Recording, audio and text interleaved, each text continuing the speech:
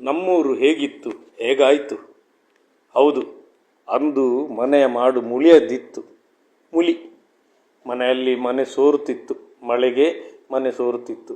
ಕಜಿಪು ಮಾಡುವ ತೋಪುಗಳೇ ಅಂದು ಮನೆ ಅಟ್ಟದಲ್ಲಿ ರಕ್ಷಣೆ ನೀಡುತ್ತಿತ್ತು. ಮಣ್ಣಿನ ಗೋಡೆಯಲ್ಲಿ ಉದಲಿತ್ತು. ರಾತ್ರಿ ತಗುಲೆಯ ಕಾಟ ಇತ್ತು. ರಾತ್ರಿ ಗೋಡೆಗೆ ಚಿಮಣಿ ಹಿಡಿದು ತಗುಲೆಯನ್ನು ಸರ್ವನಾಶ ಮಾಡುವ ದಿನವೊಂದಿತ್ತು. ನೆನಪುಗಳೇ ನೆನಪುಗಳು. ಮಳೆಗಾಲದ ರಾತ್ರಿ ಗೊಂಕೂರು ಕಪ್ಪೆಯ ನೀನಾದ ಕೇಳಲು ಇಂಪಾಗುತ್ತಿತ್ತು. ಮನೋರಂಜನೆಗಾಗಿ ಫಿಲಿಪ್ಸ್ ಕಂಪನಿಯ ರೇಡಿಯೋ ಇತ್ತು. ಬೆಳಿಗ್ಗೆ ಸುಪ್ರಭಾತ, ನಂತರ ವಾರ್ತೆ, ಸಂಸ್ಕೃತ, ಪ್ರದೇಶ ಸಮಾಚಾರ, ಹಳೆಯ ಚಿತ್ರಗೀತೆಗಳು, ಕೋರಿಕೆ, ಕೆಂಚನ ಕುರ್ಲರಿ, ವಾರಕ್ಕೆರಡು ಬಾರಿ ಯಕ್ಷಗಾನ. ತೆಂಕು ತಟ್ಟಿರಲಿ ಬಡಗು ತಿಟ್ಟಿರಲಿ ಕೇಳುತ್ತಾ ಅಲ್ಲಿಗೆ ನಿದ್ದೆಗೆ ಜಾರುತ್ತಿದ್ದ ಕಾಲ. ಬೆಳಿಗ್ಗೆ ಕುಕ್ಕುದೆರೆಯಲ್ಲಿ ಹಲ್ಲುಜ್ಜುತ್ತಾ ಕೋಗಿಲೆಯ ಇಂಪಾದ ಕುಹು ಕುಹು ರಾಗ, ಹಕ್ಕಿಗಳ ಚಿಲಿಪಿಲಿ ನಾದವ ಕೇಳುತ್ತಾ ಮುಂಜಾನೆಯು ಆರಂಭದ ಶುಭ ದಿನ. 8 ಗ್ಲಾಸ್ ನೀರಿಗೆ 1 ಕೊಂಡೆ ಹಾಲು ಹಾಕಿ ಮಾಡಿದ ಚಾ, ಬೆಲ್ಲ ತರ ಹಾಕಿದ ಬಜಿಲ್ನೊಂದಿಗೆ ಹೊಟ್ಟೆ ತಣ್ಣಗಾಗಿಸಿದ ಸುದಿನ.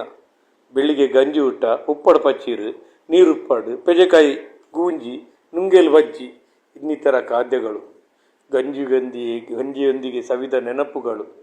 ಮಳೆಗಾಲದಲ್ಲಿ ಕೆರೆಂಗದ ಪೂಲು, ಕೆರೆಂಗದ ಹಪ್ಪಳ, ಪುಲ್ಕಟ್ಟೆ, ಕುಡುವರಿ, ಇದೇ ನಮ್ಮ ಫೇವರಿಟ್ ತಿನಸುಗಳು. ಮನೆಯಲ್ಲಿ ನೆಂಟರು ಬಂದರೆ ಮಾತ್ರ ಮನೆಯಲ್ಲಿ ಸಾಕಿದ ಒಂದು ಲಾಕಿಯ ಸಾರು, ಕೋರಿ. ಮನೆಯಲ್ಲೇ ಅಜ್ಜಿ ತಯಾರಿಸಿದ ರೊಟ್ಟಿ, ಕೋರು ರೊಟ್ಟಿ. ಮುಂಚೆ ಕುಡುಕರಿಗೆ ಯಾವುದೇ ಬ್ರ್ಯಾಂಡ್ ಅಂತ ಇರಲಿಲ್ಲ. ಮನೆಯಲ್ಲಿ ಗೋಕುದ ಗಂಗಸರ ಇತ್ತು. ಅದರೊಂದಿಗೆ ಉಪ್ಪಳದ ಗಸಿ, ಅದರಲ್ಲೇ ಪಾರ್ಟಿ ಮುಗಿಯುತ್ತಿತ್ತು. ಮೊದಲ ಮಳೆಗೆ ರಾತ್ರಿ ಹತ್ತಿರದ ತೋಡಿನಲ್ಲಿ ದೆಂಜಿ ಹಿಡಿದು ಕೊಡಪಾನದಲ್ಲಿ ಹಾಕಿ ತರುತ್ತಿದ್ದರು ಅಜ್ಜಿ. ಮರುದಿನ ಅದೇ ಒಂದು ರೀತಿಯ ಸಂಭ್ರಮ, ಖುಷಿ. ಮೀನು ಸಹ ಅಪರೂಪ. 10 ರೂಪಾಯಿಗೆ ಒಂದು ತೊಟ್ಟೆ ಮೀನು 2 ದಿನಕ್ಕೆ ಸಾಕಾಗ್ತಿತ್ತು. ನುಂಗೇಲು ಮೀನು ಬೇರೆ ಇರ್ತಿತ್ತು. ಊರಿನಲ್ಲಿ ಯಕ್ಷಗಾನದ ಗಮ್ಮತ್ತು.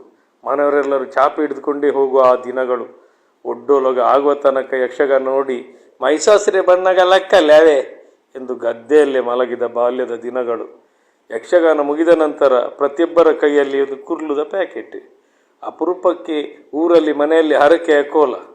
ದೈವದ ಗಗ್ಗರದ ಸದ್ದು ಕೇಳಿದರೇ ಒಂದು ರೀತಿಯ ಭಯ.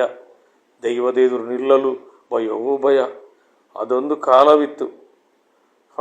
ಏನು ಮಾಡಲಿ ಹೇಳಿ. ಇಂದು ಎಲ್ಲವೂ ತಲೆಬುಡದ ಇಲ್ಲದಂತಾಗಿದೆ. ನಾವು ಮಾಡಿದ್ದೇ ಸರಿ, ಸಂಸ್ಕೃತಿಯ ಅರಿವಿಲ್ಲ.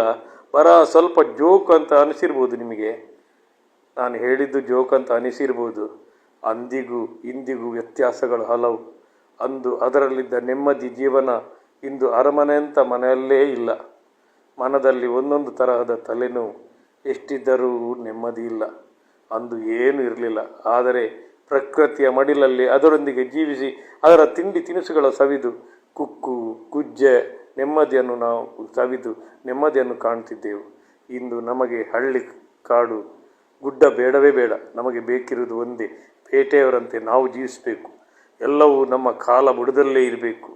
ಕಾಲಕ್ಕೆ ತಕ್ಕಂತೆ ಕೋಲ ಕಟ್ಟಲೇಬೇಕು. ಆದರೆ ಕಳೆದು ಹೋದ ನೆನಪುಗಳು ಮತ್ತೆ ಖಂಡಿತ ಬಾರದು. ನಮ್ಮಂತೆಯೇ ಪ್ರಕೃತಿಯು ಬದಲಾಗುತ್ತಿದೆ. ಏನು ಮಾಡಲಿ ಹೇಳಿ. ಎಲ್ಲ ನೆನಪುಗಳು ಮಾತ್ರ.